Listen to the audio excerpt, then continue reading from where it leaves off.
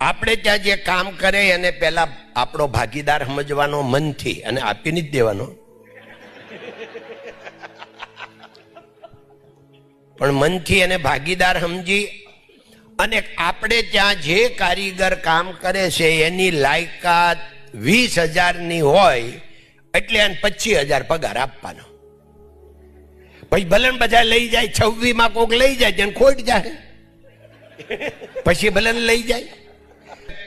હું હીરામાં 60 વર્ષ હતી, આ ગઈ બીજી એપ્રિલે 60 વર્ષ પૂરા થયા, અને 55 વર્ષથી કારખાનું હાલે છે.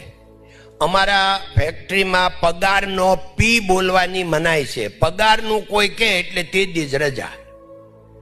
પગારનો પી બોલવાની મનાય છે, અને છતાં મોટું વેઇટિંગ લિસ્ટ છે આવવા માટે.